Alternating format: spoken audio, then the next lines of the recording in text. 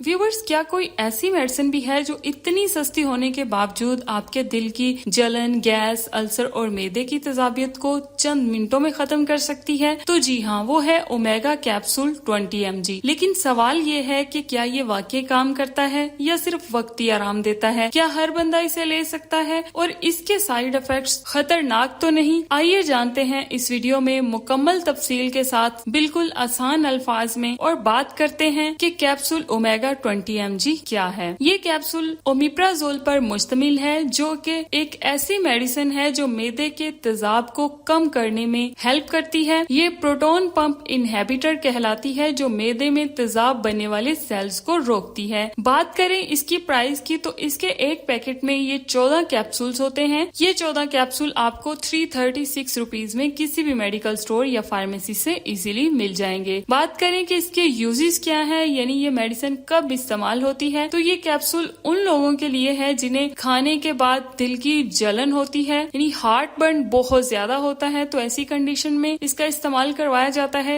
मैदे में तेजाबियत या गैस बहुत ज्यादा हो तब इसका इस्तेमाल किया जाता है। अल्सर या जख्म हो मैदे या आंतों में तो तब इसका इस्तेमाल किया जाता है। बार बार खट्टे डकार जिन लोगों को आते हो तो वो इसका इस्तेमाल कर सकते हैं। खाने के बाद सीने या गले में जलन हो तो वो लोग इसका इस्तेमाल कर सकते हैं। एच पाइलोरी बैक्टीरिया से होने वाले अल्सर में एंटीबायोटिक के साथ इसका इस्तेमाल करवाया जाता है, या फिर जोलंगर एलिसन सिंड्रोम जैसे खास केसेस में भी इसका इस्तेमाल इंतहाई मुफीद होता है। बात करें कि इसके इस्तेमाल का तरीका क्या है, तो दिन में सिर्फ एक कैप्सूल सुबह निहार मुंह खाली पेट नाश्ता करने से आधा घंटा पहले आपने पानी से निगल लेना है। कैप्सूल को चबाना बिल्कुल भी नहीं है। अमूमन 14 दिन का कोर्स होता है, मगर डॉक्टर की हिदायत से 4 से 8 हफ्ते भी दिया जाता है। इस दौरान चाय, कॉफी, मिर्च मसाले वाले जो खाने होते हैं, तली हुई चीजें होती हैं, उनसे आपको परहेज करना होता है। बात करें इसके साइड इफेक्ट्स क्या हैं, यानी इसका इस्तेमाल करने से हमें क्या क्या प्रॉब्लम्स हो सकती हैं, तो कुछ लोगों को सर में दर्द, मतली या उल्टी, पेट में दर्द, कब्ज या डायरिया की शिकायत हो सकती है। लेकिन अगर आप इस मेडिसिन को ज्यादा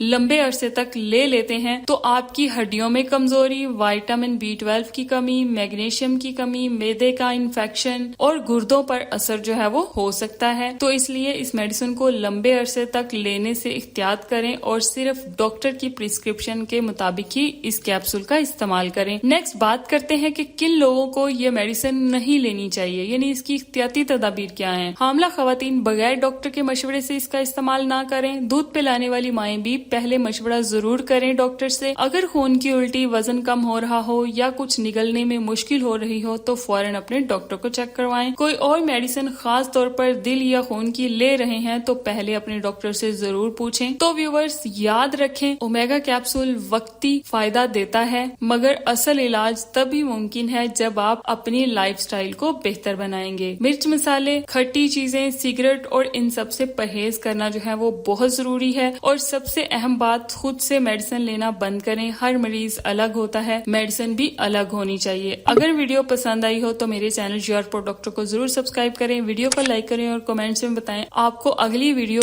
किस मेडिसिन पर चाहिए। अपना ख्याल रखें, मिलते हैं नई वीडियो में। अल्लाह हाफिज।